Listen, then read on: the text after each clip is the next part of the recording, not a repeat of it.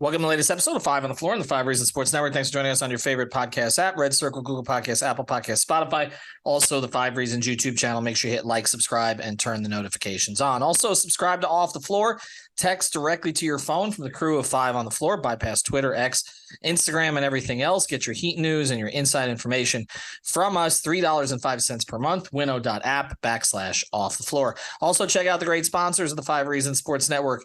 We've got FIBA coming up this weekend. It's all going to be on Prize Picks. So use the code 5 FIVE. Get that initial deposit matched up to $100. PrizePicks.com, the Google Play Store, or the Apple App Store. Download Prize Picks. Again, use that code 5 FIVE. You can play 2, 3, 4, 5 players together, 6 players if you want, and all kinds of different sports. But again, we've got basketball back, so we know a lot of you have been waiting for this. So go to Prize Picks. Use the code 5. And now, today's episode. Down the Biscayne.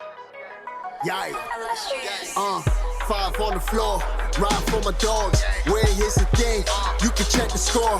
Hustle hard, couple scars, wearing rubber frogs. Just like Butler said, you in trouble, y'all. Kept the floor playing, got it all band. Y'all seen the block, stop with one hand. And Pat we trust, it's power, have the guts. We're here to bring the heat, y'all can hang it up.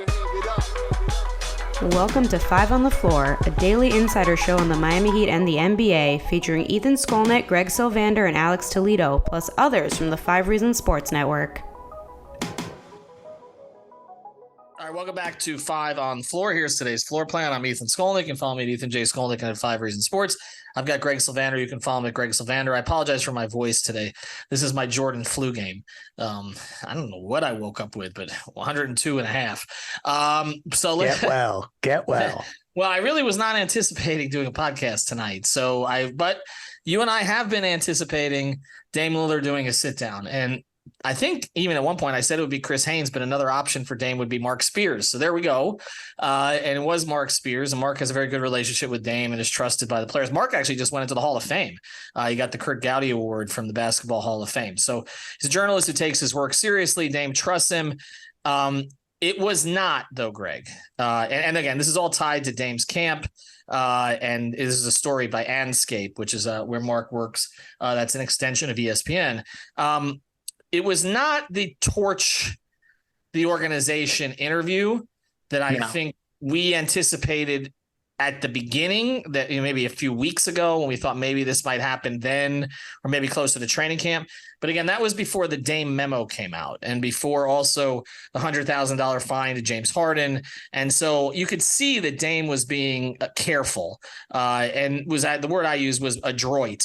He trying to kind of step through this minefield while making it clear that he's as resolute as he's ever been. So, Greg, I'm going to go to you on some of the audio here. This is Dame Lillard with Marc Spears. What was a straw that brought you uncertainty about the future of the Blazers franchise? I'm not going to speak on the Blazers. It's a lot of love and respect, but I won't speak on the Blazers. It's well documented that there have been a trade request. Is to the Miami Heat. Is there anything that you could say about the trade request? I can say that there was, and I would just prefer not to speak on the Trailblazers. So that's there that. it is. Yes, I prefer not to speak on the Trailblazers. See, that's how I read it. I think that even some in Portland viewed it that way, where it was kind of like, okay, he's had enough. I think others in Portland maybe looked for hope.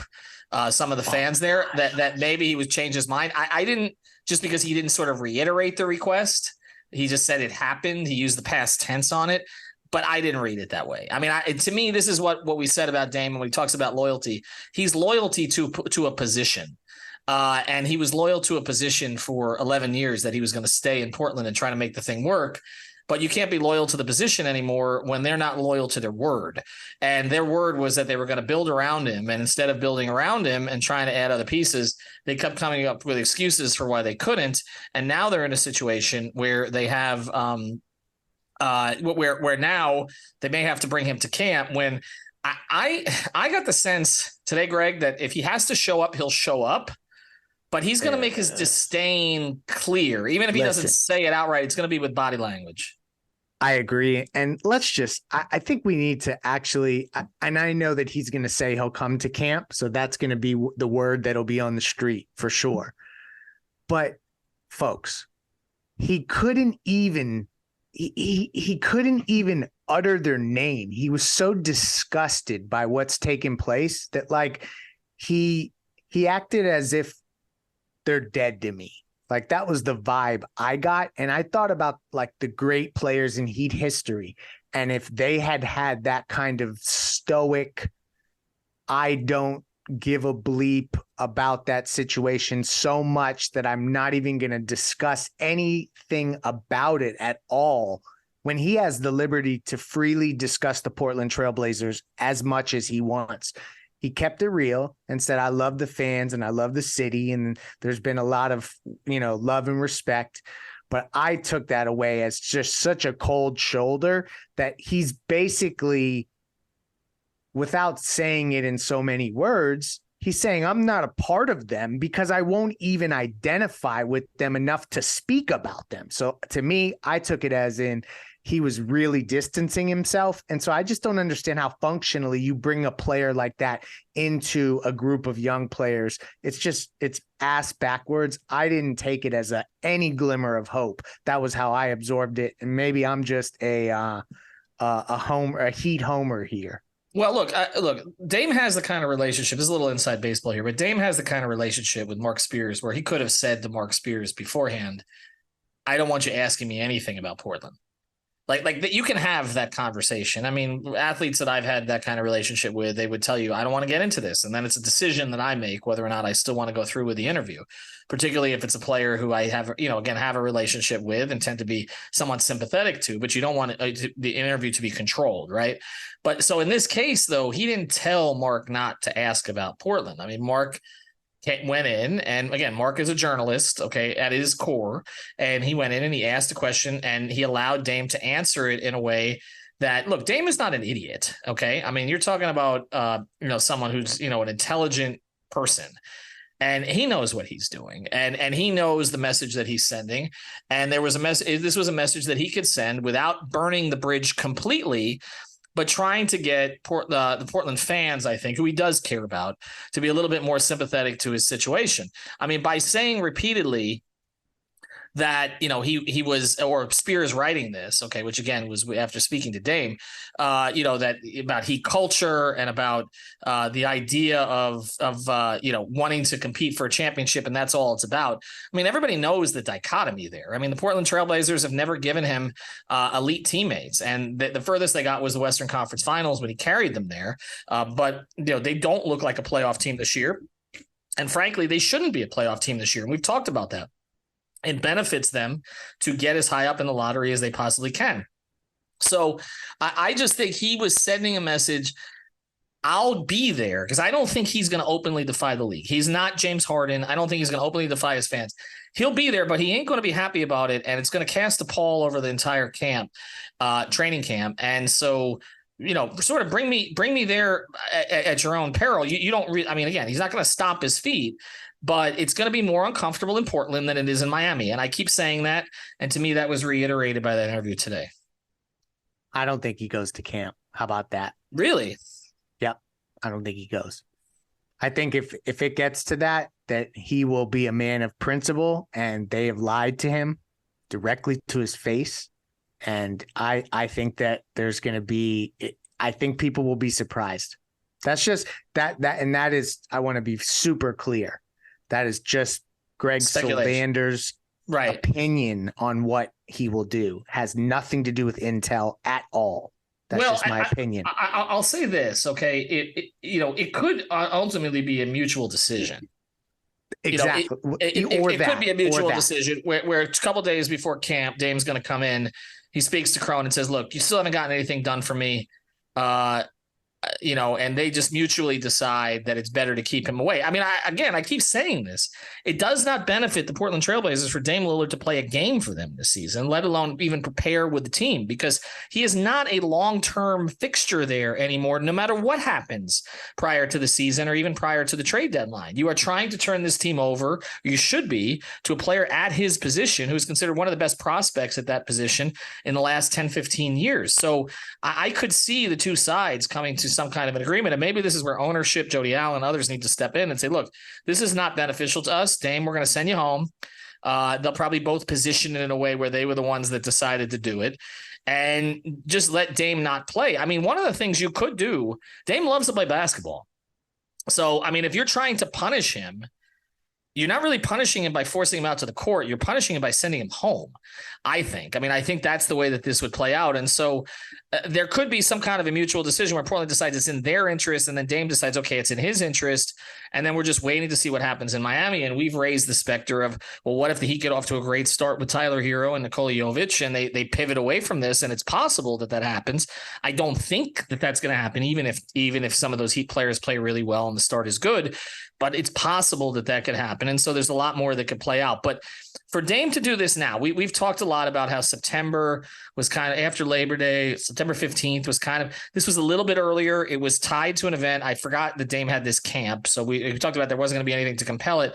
But using, and I don't mean using in a negative term, going to Spears on this, I thought, knowing Marc the way I do, okay, I think is interesting, and I think was pointed to not go to Haynes with it. And again, I'm close, friendly with Haynes too, and I covered the Cavs with him in Cleveland. I have a lot of respect for him, but everybody kind of knows that Haynes is Dame's mouthpiece on a lot of this stuff, and that their relationship is what kind of sprung Chris into the national spotlight. It's what ultimately got him the job covering the Cavs in the first place when LeBron went there. Was his relationship with Dame. Chris is a former college basketball player, all the rest of this. Spears, people know he has a good relationship with particular athletes, but he's not kind of known as Dame's mouthpiece. So it came across, Greg, a little bit more to me like a legitimate interview. Correct. In this case, right? As opposed to if it's Haynes, I think, and again, there's no disrespect to Haynes, who I admire, but I think it would have come across as staged. This didn't come across necessarily as staged, even though it was clear Dame wanted to get certain things off.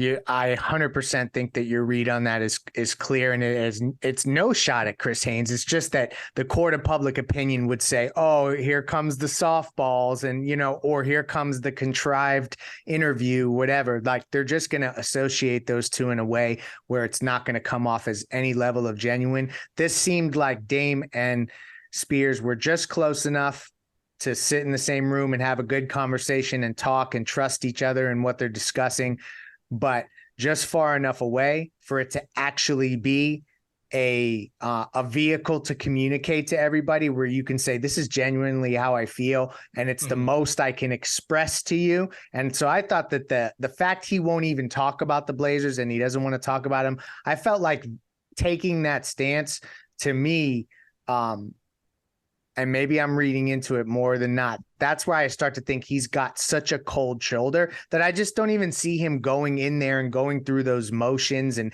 then getting the media asking him those questions in front of him, where it's not a more at least controlled environment with Spears and Dame in that room. So I don't know. I ultimately think it was definitely a communicating point to everybody. Yeah, no, I think so. And look, the Haynes interview could come later. And of course, Dame's always welcome on 5 on the Floor if you'd like to do that.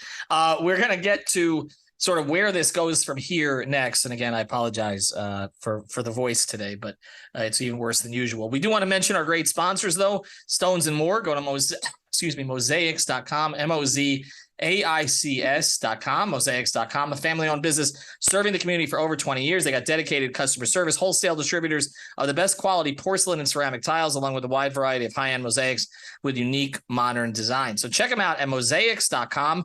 The phone number is 305-828-0940, 305-828-0940. Again, Mosaics, MOZAICS.com. Also do want to mention Better Edge. We actually have a we've got something up there right now. It's a pretty cool poll that we've got. It does not cost anything, but you basically go through 8 questions and a tiebreaker regarding FIBA basketball. So you can win a dream team memorabilia, Larry, Michael, and Magic, worth more than $150. All you got to do is enter and try to win the contest. And we got that going until tomorrow afternoon. So and we're speaking here on a Thursday. So as of Friday at 5:00, it closes. Check them out at betteredge.com, or check them out on my Twitter account, 5 Reasons Sports. And we're going to be posting the link there again. Also, if you do want to play Better Edge any day of the week, use the code 5RSN, get $20 to play, 5RSN. This is legal sports betting at betteredge.com. All right. So what's next, Greg? What do we think? Like, if you're the Heat reading this today, what are you thinking? I don't think that their stance necessarily has changed. I think it's just going to come down to an evaluation about, do you want to go into the season with the team that you ultimately really want to have together? Because I don't care what anyone says. I'm not buying anyone's line about the fact that they'd rather, and nobody has said this, so just to be clear, but like even fans have kind of came to me about like, no, just keep this team together. Like I even got a tweet today that said, why don't we just sign Wood and Oubre and keep Tyler Hero and roll with that group? Which I don't think that they want to come to Miami for the vet minimum unless Damian Lillard is a part of this. And I think that there's explanatory power in that a Lillard, Butler, Bam trio is looked at as a big 3 in this league in a big way. And so I just think, who are we fooling here? Let's cut to the chase. And so I wish that it would be a jumping off place for them to begin negotiating. Barry Jackson's reported that these teams still are not talking. We didn't expect them to start talking quite yet. But I don't know. I mean, do you think that this is a situation where, I mean, could the asking price be so high that it's worth really like making this become a February or a late December like thing versus getting it done now? What are your feelings on that? I mean, the way I look at it, sorry to stumble over that. The way I look at it is the Heat will wait this out as long as it takes. The Heat will wait this out as long as it takes because they understand, I think, that you can win the East potentially again with what they have. And I've made the argument that this roster is better than last year's roster. And there's upside here with some of these young players that you didn't have with some of the young players last year who I thought were capped out. You have higher ceiling young players now with this group, particularly if you look at the last 2 first-round picks who would be in the mix for playing time now. But also I do think that the Heat recognize that they can win the East with this group, but they ain't beating the team that comes out of the other side. Like they're not beating the Denver Nuggets. Okay. Even if the Denver Nuggets slip back a little bit because they lost their 6th and 7th men, they're not beating the Denver Nuggets or the Phoenix Suns or any of those teams unless they have more star power. And I just think that's where, usually I'm the guy arguing against that, but I see it in this case. I know they see it in this case. And I also see look, here's the other thing about this, Craig. When you listen to Dame Lillard and you read what Marc Spears says about what Dame Lillard wants, he belongs in Miami right now. Oh my God. Can I read it? Read it. Sources say Lillard is also attracted to the renowned Heat culture, consistent winning at a high level, franchise stability, no state taxes, and marketing opportunities. And that's from Spears directly after spending time at the camp and sitting down with Dame Lillard. So who are those sources, folks? Well, right, exactly. And we know, again, how that works. You have the sit-down interview, but you have the side conversations. Absolutely. And he basically gave all of the reasons why somebody would want to be in Miami. It's funny. We talk all the time about Justin Termini and others who kind of criticize Heat culture, and they say it's all about state taxes. Well, or the beaches, as if you can't find beaches in the offseason anywhere else, or as if the other teams in South Florida have not struggled, over the years, even though they have beaches and no state tax. Also, or the Orlando Magic, who don't really have beaches, but they have no state tax, right? Yeah. But I think that when you look at it, Dame didn't ignore that. It's part of it. But the other stuff is part of it too. And the other stuff is he wants to be in an organization that has the infrastructure to win. Yeah. And what Joe Cronin and his cronies in the Portland front office have shown is they do not have the infrastructure to win, not just based on, not now. We'll see what they do with a young core. Lots of teams have mismanaged good young cores. I would make the argument that Joe Cronin is mismanaging this young core by not clearing Dame out of the way for the best package of picks and other things that he can possibly get to help expedite the process around Scoot, around perhaps Anthony Simons, and around Shaden Sharp. That's what he should be doing right now. It makes no sense for Dame to play there. It makes no sense for them to want Dame to play there at this stage. And I do not think that you saw in Dame Lillard somebody who is going to relent from his particular position. And that is one of the things that the Heat like about him so much. And one of the things they liked about Jimmy Butler so much. He is about winning at this point. That's it. And, you know, I think that you're looking at somebody who, if he came to Miami, would have arguably his best season ever. And he just came off offensively his best season ever. Can we just acknowledge that you said Joe Cronin and the cronies? That is so great. Like, we need to coin that. Can we name this pod that? That is awesome. I don't know if you've been saying that and I just didn't catch it. No, it's just that, you know, I'm watching Rico cases on television. And the cronies. That is great. Yeah, I think that Dame was resolute in his stance. And he even, like, if you looked at the way he was looking at Spears when he after he's answering the trade demand question, he did not back down or flinch or even blink when he said Miami Heat as the specific group. We all know where he wants to get to. Jimmy did the interview with Rachel Nichols. LeBron did the interview with who did he do that damn in? Jim Gray. And now we have Marc Spears and Dame Lillard. And how do these all end, folks? These interviews and Miami Heat players? With the player culture. The culture will eventually prevail. and the player ends up in Miami. LeBron James ended up in Miami. Jimmy Butler ended up in Miami.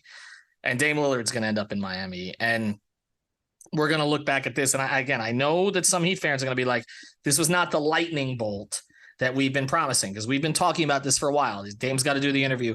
But I do think it moved things along. And that's why I decided to get up from my sick bed here and do a podcast. Thanks to Greg. Thanks to our sponsors, mosaics.com, Better Edge, and also Prize Picks. Make sure you check out our episode with Naveen Ganglani. I'm not good even when I'm healthy on pronunciations, but he was with Eric Spoelstra in the Philippines, and he's actually really good at covering the NBA in general, and he joined on a podcast as well. We got plenty of other episodes up. Also, check us out on Playback. We've mentioned that a lot, playback.tv/5RSN.